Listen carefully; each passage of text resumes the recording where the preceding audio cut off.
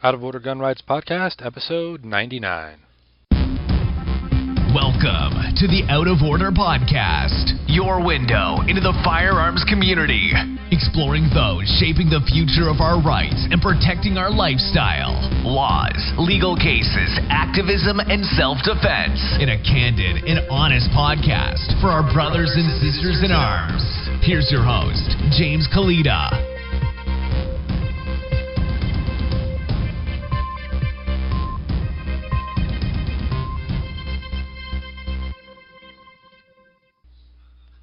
Thanks for tuning in to episode 99 of the Out of Order Gun Rights Podcast. Show notes page for today's episode is outoforderjameskalita.com/99. Today's sponsor is Gift for Gun Nuts, giftforgunnuts.com, where you get great gift ideas for the hunting and shooting and sports enthusiast on your holiday shopping list every day from now until Christmas. Head on over to giftforgunnuts.com. Today's guest is Darin Goens. Darin is the state director for the NRA for New Jersey, New York, Rhode Island, and Vermont. And now, here's Darin. Darin Goens, welcome to the show. Hey, thank you very much. It's great to be here. I appreciate you thinking of me. Oh, my pleasure. So, Darin, you're the state director of the NRA for New Jersey, New York, Rhode Island, and Vermont. Would you tell us a little about that?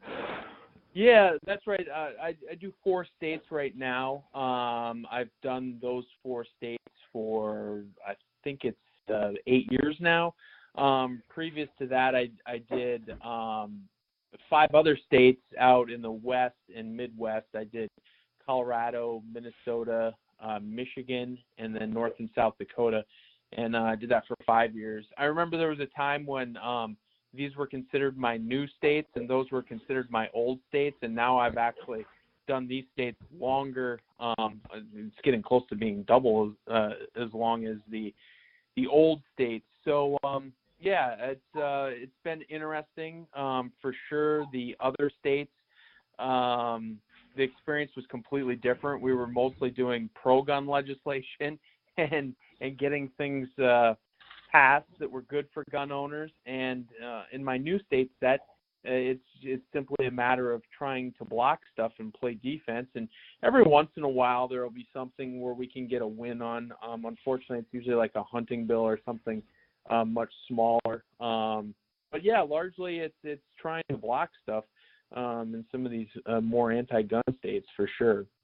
Sure. And how did you find your way into this position, into the whole gun rights movement? Yeah, that's kind of a long and circuitous story. So to try to put that in a nutshell, I did my undergraduate work in political science, and I went to Kansas to graduate school in political science and got my master's. And fresh out of graduate school, I moved to Colorado, to Denver, and there was a combination of reasons there, but mostly it was a good place to find a government job, and it outside of Washington, D.C. And ironically, at the time, I said, I'm a South Dakota kid, and Denver seems a little bit to be more my style than Washington, D.C. So I moved to Denver, and I started working almost immediately for the legislature out there. I was a communications director for the Senate Republicans, and I did that for 8 years. And then as chance would have it, I was back in South Dakota on a spring snow goose hunting trip in the spring, and I ran into somebody, and I ended up finding the posting for the job for NRA as a lobbyist online. And of course, I'd been trying to transition into lobbying from staffer as it was. There were some other things I was looking at in Denver, but it just seemed like a great fit. It was doing states that were essentially my home states: South Dakota, North Dakota, and Minnesota. I grew up right in the corner of where those 3 states are, so and those smaller states, it really does. You end up knowing so many people in all 3 of the states. It felt like my home region. And then, of course, with my, background growing up as a kid, hunting and fishing, in conjunction with me working for 8 years at the Capitol, you learn the legislative process and how everything works, how a bill becomes law. It's like civics 101 stuff. So really it was kind of like a perfect storm with this job that sort of fit me, being it was my home region, my background in legislative experience, my education, and then the fact that it dealt with firearms and stuff that were some things that were near and dear to my heart.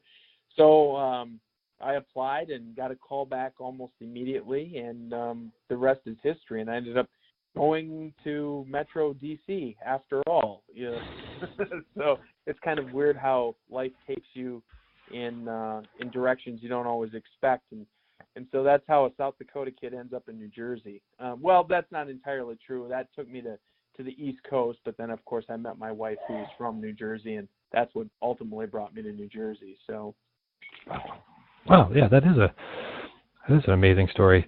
I'm just thinking of the population differences between the two areas, and it must have been something of a shock to, go from a sparsely populated region to a place like New Jersey and New York, where, Yeah. I mean, no, there is a stark difference, and and I was, I talk about that, when I'm at SAFE Conference or a lot of other venues where I'm asked to speak, because I think it provides an interesting sort of backdrop. My experience, I think, going from I read the article, those it's a lot of times it's clickbait that pops up in Yahoo, and it was the 50 most free states ranked from first to last, and I click on it, and I was impressed. South Dakota was ranked the freest state in the country, and of course they look at things like state income tax and crime and gun control is part of it, and whatever, several different government regulations. But South Dakota was ranked the freest state in the country. And then at the opposite end of the spectrum, New Jersey was ranked 50th, dead last.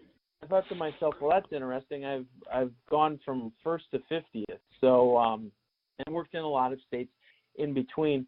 But, for me personally, it's not that tough. I mean, I grew up in a very rural setting. I was a country kid, grew up on my grandfather's farm. I mean, we were shooting firearms from an unbelievably young age, doing other things too, like driving tractor. So it's very different culturally. And but as far as me becoming an adult and working in Denver and then in DC, I mean, it wasn't so much a transition for me personally to live in a city, handle the traffic, all those other things. I mean, I think sometimes people from the country get a reputation for, they're not going to be able to deal with this, it's too fast paced. But no, that was fine. The thing to me that was shocking is just the cultural difference. And I mean, on the gun issue specifically, it's just amazing to me. Like, when the election is done, the first thing I do is go back to South Dakota on a hunting trip. I like to go back there and hunt pheasants and ducks with some of my buddies he's from Denver, and my family. And you can drive around in your vehicles with loaded shotguns, perfectly legal. You can road hunt there. You go through town and all the bars and restaurants, they all have signs up to welcome hunters. It's just completely different, the culture. And then you think about in New Jersey, they bust you for stopping between the range and your house because you got to go to the bathroom, and all of a sudden you're facing criminal charges. And out here they're banning things like the bear hunt. And, of course, all the magazine limits and the FID cards you have to have. I mean, it's just layer upon layer of bureaucracy. And, of course, the irony is South Dakota, there's virtually no gun crime. I mean, it's virtually free of gun crime. And places like New Jersey and Chicago, New York, Los Angeles, Houston, St. Louis, I mean, some of these places have pretty tough gun laws, if not at the state level, at the municipal level. And they're absolutely plagued with crimes, and that I think it goes to our narrative that there's absolutely no nexus between gun laws and crime rates, because criminals don't follow gun laws, and it only impacts people like us. We're the ones selling our 15-round magazines now, replacing them with 10. Not the criminals in Camden or Trenton or Jersey City or Patterson. They ignore it. They laugh at it. I think I made that comment once at committee. I said, hey, take a look over my shoulder. I said, who's here today? If you have a if you have a bill up that affects phone company customers, there's phone company customers in the audience. If you have a bill up that affects pizza makers are in the audience. I said, well, here's a bill up. And I said, look at who's in the audience behind me. It's not criminals, it's gun owners, right? Lawful gun owners, because those are the ones that this bill is going to affect. The bill is not going to affect the criminals. They don't care. They laugh at this stuff. They ignore it. But this stuff largely falls on deaf ears in Trenton. And it's very frustrating, and it's a different experience for me for sure compared to some of the other states that I worked in.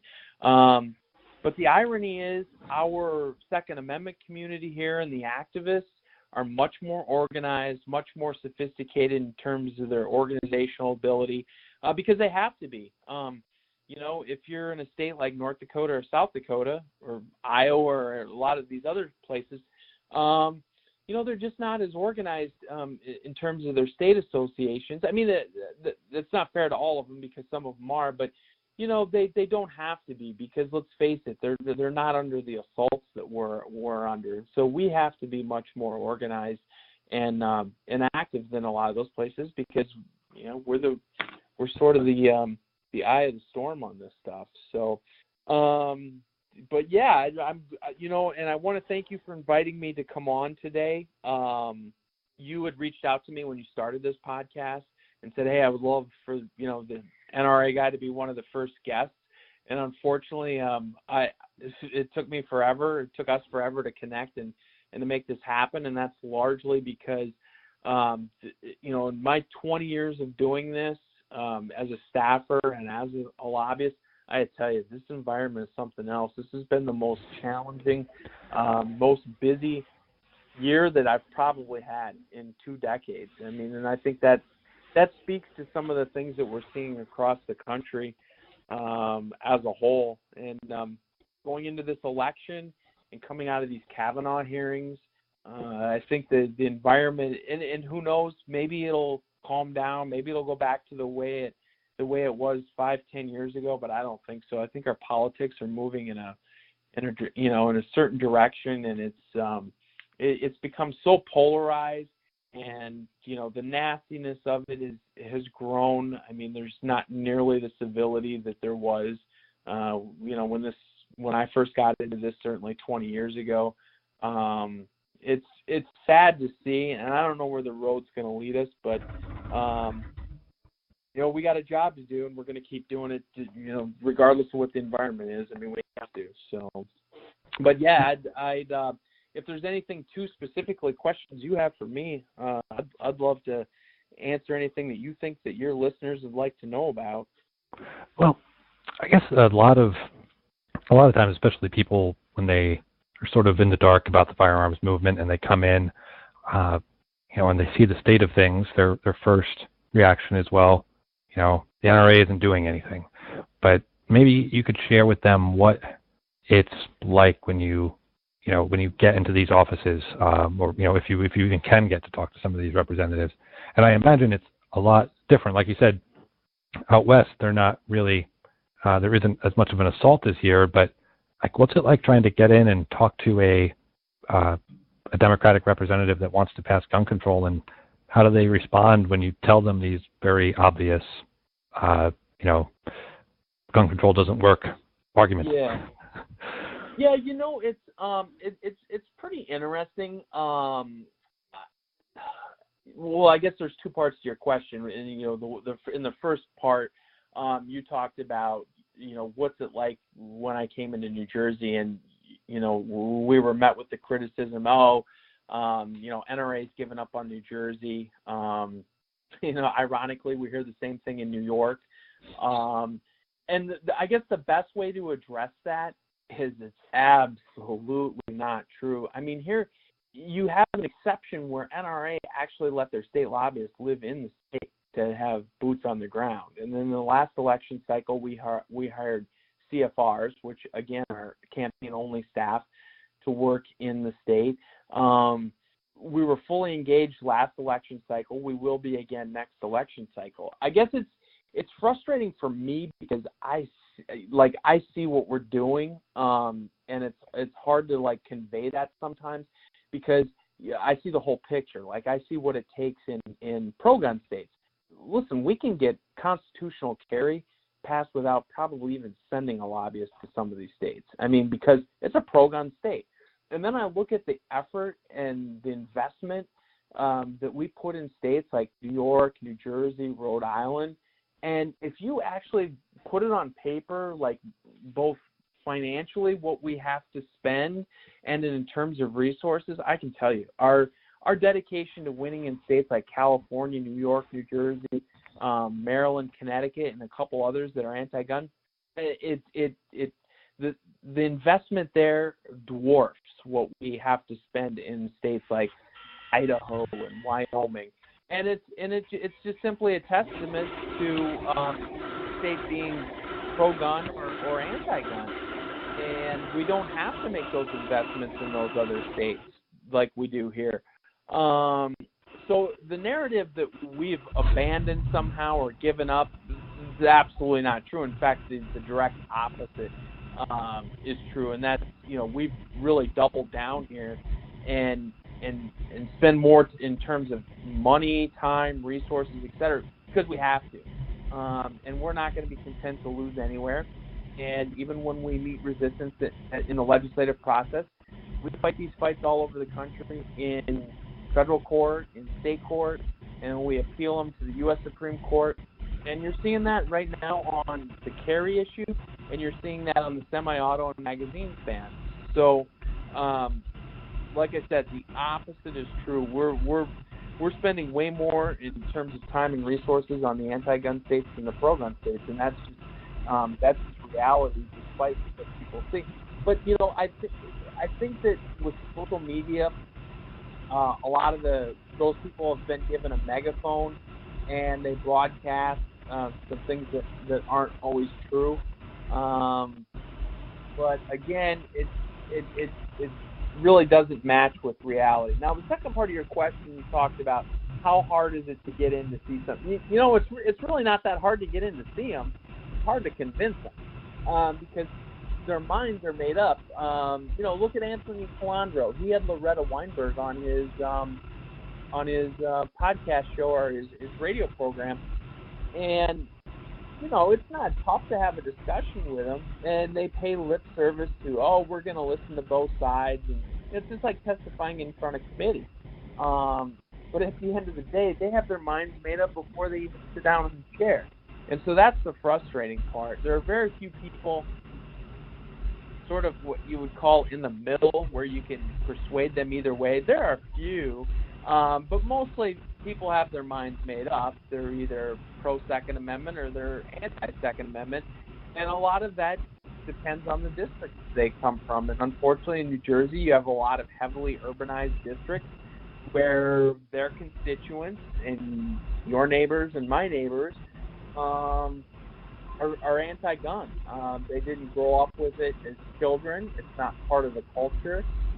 In other areas of the state and in certain other neighborhoods, it is still a part of the culture. But that's an issue that a state like New Jersey is going to struggle with a lot more than some of the red states where it is ingrained in the culture. And kids around here don't grow up shooting and hunting, and that's why I tell people that the biggest thing we can do to help the Second Amendment in a state like New Jersey is continue to expose the next generation of firearms into hunting, because the bottom line is, if that goes away, then the Second Amendment, unfortunately, is going to go away, because it really does become a culture war, and I really think that that's what a lot of the gun control bills are about as well.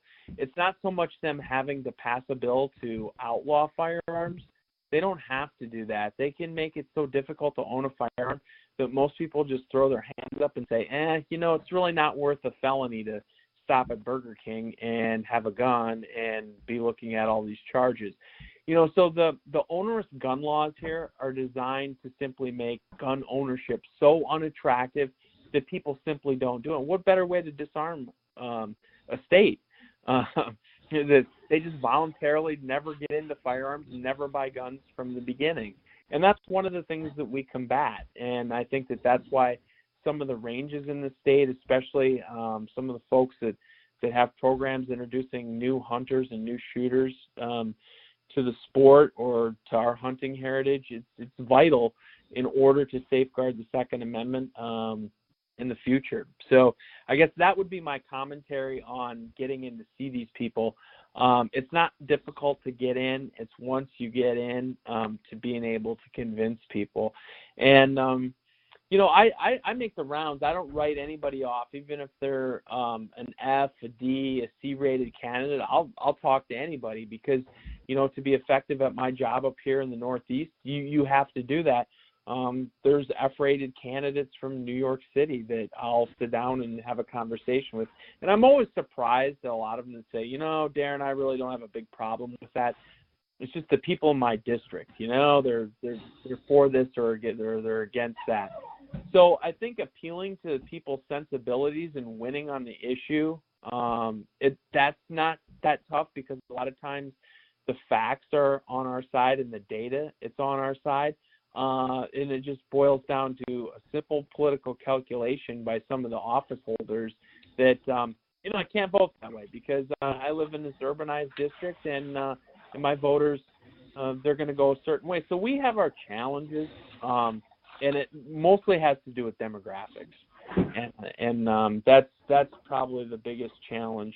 And that's why and again, that's why we have results the way we do in a state like New Jersey. It has nothing to do with NRA's effort or lack of effort.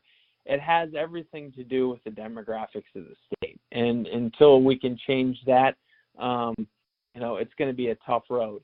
But having said all of that, listen, elections come down to out participating the other side, to turn out your base, because we all know that every registered voter doesn't vote. And so our folks, our gun owners, there's a million of us in this state, and even though we're in the minority, if we turn everybody out, we can have a tremendous impact on elections. And some of these elections, even in a heavily Democratic state, it's not a foregone conclusion that, the Democrat candidate's going to win or the anti-gun candidate's going to win. Take, for example, Chris Christie. He won 2 terms here as a Republican in a very blue state that was carried by historic margins by President Obama. So a Republican can win. Of course, he didn't necessarily run on being a pro-gun Republican, but he did win. And now you're looking at Menendez. And if you look at the polls, he's only got a 2% lead. It's well within the margin of error. And he's in a tough fight because occasionally a very flawed candidate comes around who has other issues that are dragging him down. In this case, ethics charges, severe ethics charges. And I think setting aside people's partisan leanings, the Republicans who are going to vote for the Republican every time, the Democrats who are going to vote for the Democrat all the time. You have a lot of people in New Jersey that are apolitical or independent or whatever you want to call it, that watch these TV ads and go, the stuff against Menendez is pretty shocking, and there's this air of corruption, and they're going to be swayed by it, and it's going to tighten the polls up. So the message for our gun owners is, listen, Menendez has an F record with us. There's no bigger gun banner in the state than Bob Menendez, other than maybe Phil Murphy. So whatever you do, get out and vote, because this is an election. This is a chance where we can actually pick up a win. So, again, it goes back to we're probably always going to be in the minority in New Jersey, but we definitely have to out-participate the other side. Everybody absolutely has to go out and vote. And it's not just about us going out and voting. It's taking people along with us, whether it's family members, coworkers, neighbors, anybody who's sympathetic. There's no excuse to not vote. And I feel like that's largely why we are where we are with Murphy.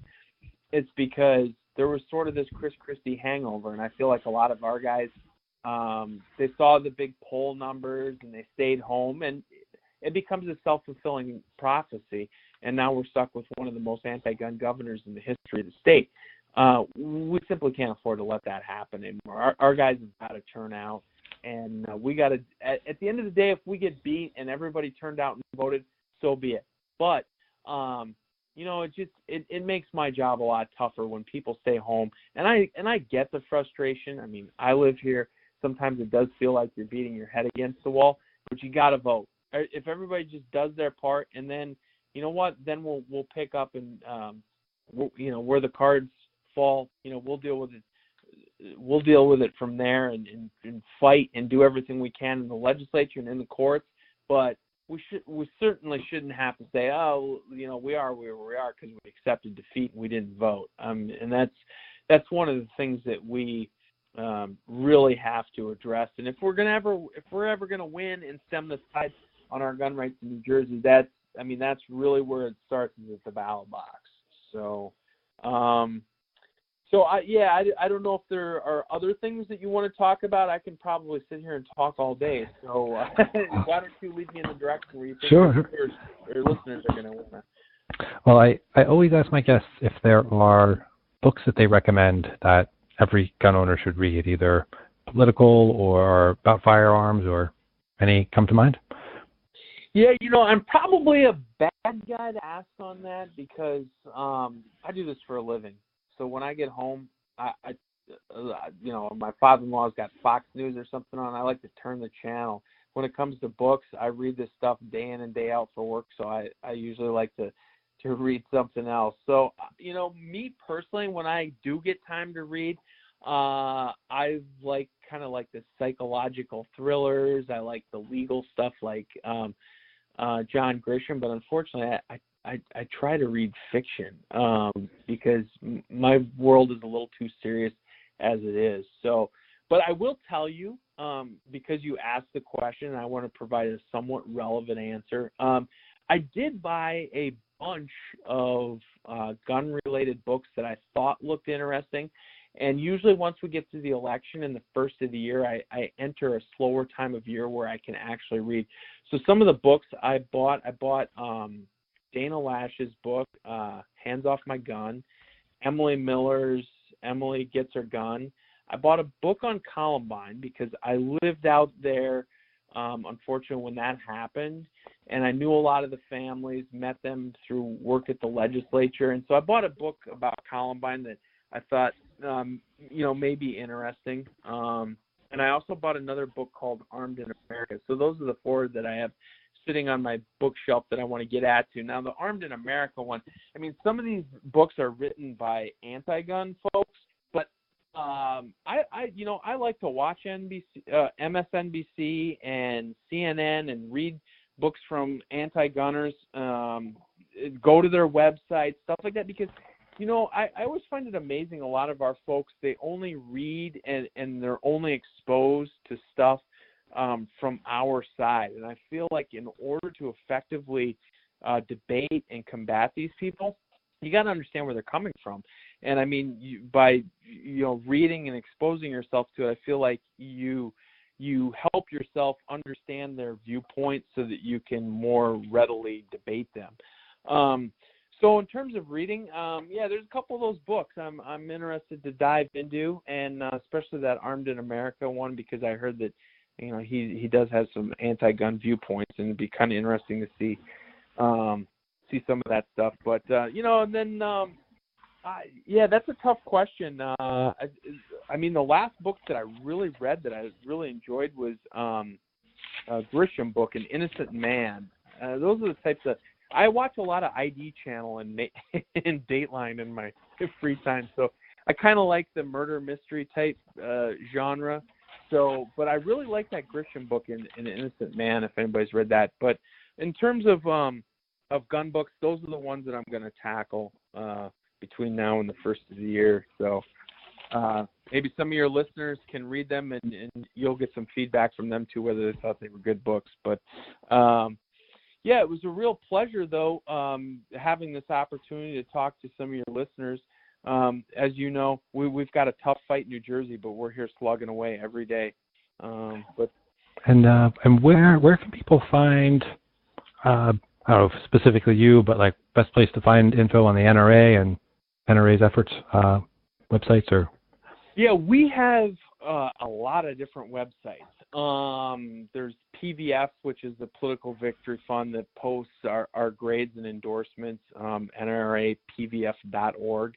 And then there's the NRAILA.org, which is more the compendium of issues and state alerts, and they'll spin off into other websites. NRA TV is another one. And then to follow us, the thing that I recommend, because I do this myself, is I follow the main NRA account on both Twitter and on Facebook. And I feel like they do a good job of posting a lot of the things that we put out in our email alerts. So when some of the other court decisions come down in other states and other district courts, that stuff shows up in my Facebook feed or in my Twitter feed. And so at the end of the day, the ones that I would say to look at are NRAILA.org and NRAPVF.org. One is legislative issues. The other one deals with grades and endorsements and some of the political stuff.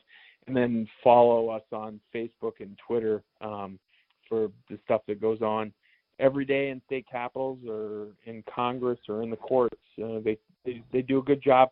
We have a pretty savvy social media crew. And, the thing that was interesting is back when social media was in its infancy, NRA was actually one of the first groups that really took advantage of this stuff. In fact, we had the people in from Facebook kind of looked at, what we were doing and stuff, and they actually acknowledged that we were leaps and bounds ahead of a lot of other folks. And I was working in the building, so you're talking that's 8-9 years ago. When I was working down in Fairfax. So, we were really one of the first groups to jump on and take advantage of social media. Of course, in this environment, that's what it's all about. You simply can't do anything without having a presence on social media anymore. That's the reality of the world we live in, and it's shaped our politics for better or worse, and I tend to think for worse, but it is what it is. So, but yeah, so those are the websites that I would recommend following, and you can stay up to date on all the things that we're doing across the country and in New Jersey. And thank you so much for being on the show. Any parting words for our listeners? Nope. Well, yeah, I do. The stuff that I've already talked about, but I the thing is, I think that in order for us to be effective in a state that's tough like New Jersey, is you got to get out and vote. I mean, that sounds so simple and it sounds so cliche, but you really have to do it. And on election day, take 5 minutes to call your mother, call your father, call your cousin, call your cousin's wife and say, hey, did you get out to vote? I mean, I routinely make a dozen phone calls every election day to people just to because you'd be surprised. You'll have a brother-in-law says, oh, I got tied up with this thing at work. Really? It's you got to find the time to do it. And I would say that that's the most important thing is vote, make sure other people are voting, and then also anything you can do to introduce people to what we do. If you can take people to the range. I play hockey. That's my thing, right? And so I'm exposed to dozens of guys at the hockey rink. I take them shooting. I take them out to Cherry Ridge. We invite people down to Anthony's, down to Gun for Hire. You got to get people exposed to it. And, half of the guys on my hockey team now are getting FID cards. They're getting purchase permits. They're into it. They like it. They enjoy it. And the only way we're going to win in a state like New Jersey, hearts and minds, winning hearts and minds. And that's what we have to do. So those are my final words. Vote and win hearts and minds. Thank you so much for being on the show, and I look forward to talking to you again soon. As always, James, it's been a pleasure. Thank you for what you do. Thanks again for tuning in to episode 99 of the Out of Order Gun Rights Podcast. Show notes page for today's episode is outoforderjameskalita.com/99. Please head over to the show notes page. You'll find links to giftforgunnuts.com and to all of the links that Darin mentioned. Thanks for tuning in. We'll see you next time.